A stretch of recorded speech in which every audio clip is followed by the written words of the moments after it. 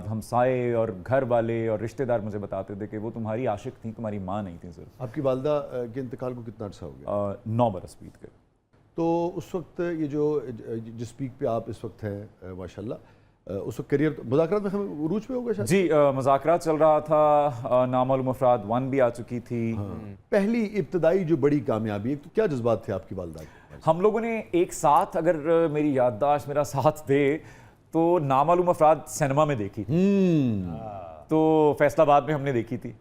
मुझे याद है वो ऐसे ऐसे करके देखती थी, स्क्रीन देखती थी और फिर मुझे देखती थी। And the pride on her face. किस मौके पे आपकी वालदा अल्लाह को प्यारी हुई? उसके बाद ज़िंदगी में किस मौके पे सबसे ज़्यादा माँ आपको, यकीनन 24 घंटे याद रहती हैं, आती हैं, मगर उतने कोई ऐसा मोमेंट जो बहुत ही शिद्दत से याद आई हो कि यार आज माँ होती? अम्मा कुछ फट ऐसे होंगे जिहड़े नहीं भरदे, और मैं दुआ करता हूँ कि ये ज़ख्म कभी ना भरे। मैं चाहता हूँ कि ये रिश्ता रहे इसमें से लहू, क्योंकि अगर ये भी भर गया तो मेरे पास कुछ रहेगा नहीं। मैं बहुत ज़्यादा ही मैं बड़ा फैमिली ओरिएंटेड सा आदमी हूँ, और मेरे पास काम ख़त्म होने के बाद घर की तरफ भागने के लिए जो वजूहात हैं उनमें से एक वजह कम हो गई। फिर मेरे मामू, मेरे जो उस्ताद भी थे, वो मेरे दोस्त भी थे, उनका भी इंतकाल हो गया। तो इन हाथों ने बहुत से लोग रुखसत कर दिए, मगर उनमें सबसे भारी जो जनाजा था, एक तो वो मेरी साहबजादी का था, अल्लाह, एक माह की, एक हफ्ता और एक माह की। उसके बाद फिर जब अम्मा भी चली गई तो फिर मेरे ख्याल में अब अगर लोग मुझसे पूछें कि आप अभी भी अगर लोग मुझसे हैरत करते हैं कि आप ज़्यादा हंसते नहीं हैं या ज़्यादा बात नहीं करते, तो मेरे नहीं ख्याल कि किसी अगर कोई मेरे माजी को या मुझे जानता है तो मेरा नहीं ख्याल कि वो उसे हैरत करनी चाहिए इस बात पे कि मैं जब आम जिंदगी में कहीं बैठा हूँ या मिला हूँ उनको तो मैं खामोश हूँ या मैं उदास हूँ। मैं अपने बारे में कहा करता हूँ कि अगर मैं उदास हूँ तो मान लीजिए कि मैं ठीक हूँ, अगर मैं खुश हूँ तो परेशान होने की बात है कि ये खुश क्यों है, इतना क्या छुपा रहा है ये।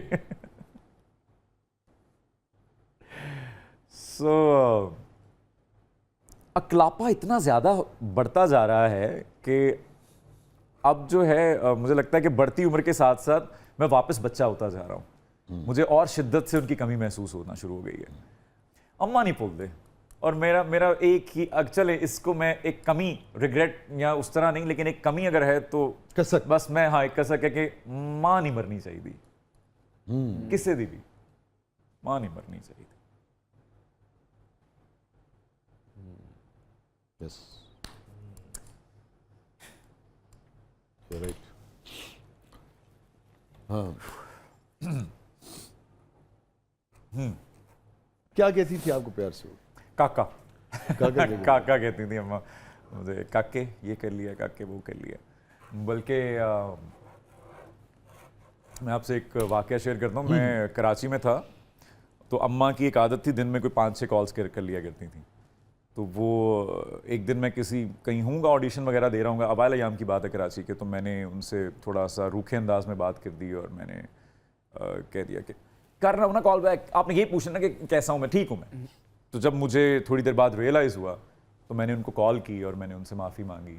वो रो पड़ी और फिर उन्होंने कहा कि नहीं करके क्या हो गया, ठीक है मैं समझ रही हूँ, हाँ ये काम वाम। तो उसके बाद जब वो कॉल बंद हुई तो एक गाने की आमद हुई और वो था, और बहुत से लोगों को लगता है कि शायद वो किसी लड़की से मंसूब है, या शायर या सिंगर जो होते हैं वो सिर्फ लड़कियों के लिए लिखते हैं, लेकिन वो गाना था, सजना क्यों मेरे नल रुखा रुखा बोल नहीं, रुखा रुखा बोल नहीं, अखियां ने माणियां नू हंजुआं च रोल नहीं, रुखा रुखा बोल नहीं, रुखा रुखा बोल नहीं। सो ये गाना मेरी अम्मा से मंसूब है। बुनियादी तौर पर आपने अपनी वालदा के लिखा और एक तरह से उनका पॉइंट ऑफ व्यू है, उनके पॉइंट ऑफ व्यू से है। सबसे गमगीन लम्हा आपकी ज़िंदगी का?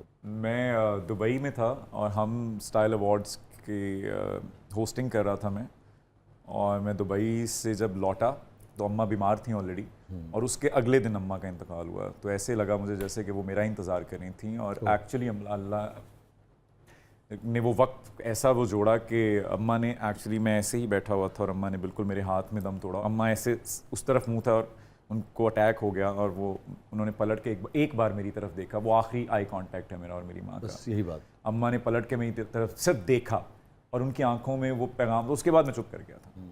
उनकी आंखों में वो था कि नहीं मौसम, अब नहीं, अब बस। Time to go. उसके बाद जो मैं चुप हुआ हूँ, मेरे ख्याल में वो चुप जो है वो अंदर रह गई है।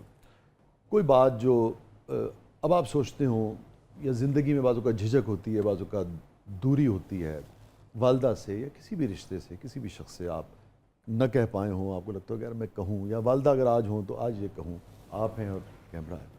अम्मा, आई विश कि मैं आपको ज़्यादा वक्त दे पाता।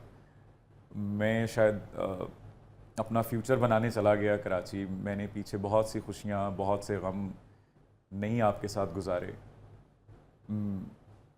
मुझे वहाँ होना चाहिए था, मैं ही इकलौता बेटा था आपका। मैं हर बार जाता था फैसलाबाद जब भी, तो मैं आपको पहले से ज़्यादा बूढ़ा हुआ देखता था, आपके चेहरे पे पहले से ज़्यादा झुर्रियाँ देखता था, आपके हाथ कपकपाते देखता था, आपके सर में बढ़ती चांदी देखता था, आपकी खांसी, आपकी बीमारी बढ़ते देखता था। पूरी पूरी रात खांसती थी आप। और जब मैं मुज़ाकरात के लिए लाहौर आ गया तो आपने ज़िद की थी कि आप मेरे साथ बीमारी में लाहौर जाएंगी। और आई स्टिल रिमेंबर, एक बार आपने मुझे कहा था कि काके रास्ते से रोटियां लेते हैं ना, मुझसे रोटी नहीं पकेगी आज। मैंने आके रोटी पकाई थी आपके लिए, और आप इतनी खुश थी, और आपने मेरी पिक्चर्स ली थी तब। और I still have that picture. मैं रोटी बना रहा हूँ और आप, एंड आई रिमेंबर वो रोटी इतनी बुरी तरह जल गई थी, बहुत बुरी रोटी थी वो, और आपने इतनी खुश होकर खाई थी। सो मुझे I still remember that time कि आप उस बीमारी में पूरी रात खांसती थी, फिर भी आप मुझसे पहले उठती थी, खाना बनाती थी। और जब मैंने पहली बार अपनी तनख्वाह में से आपके लिए हम शॉपिंग पे गए दोनों माँ बेटा लाहौर में पहली बार, और मैंने आपके लिए जूते और कपड़े लिए, और आपने कैसे फ्लॉन्ट किए थे फैसलाबाद जाके। आई स्टिल रिमेंबर, सबको दिखा रहे थे मेरे बेटे ने ये लेके दिया मुझे। सो आई विश कि मैं आपको और वक्त दे सकता। आई विश कि आप अभी होती तो मुझे किसी और रिश्ते की मोहताजी ना होती। I'll see you soon. अल्लाह ताला आपको लंबी ज़िंदगी दे, उन्हें गरीक़ रहमत फरमाए, और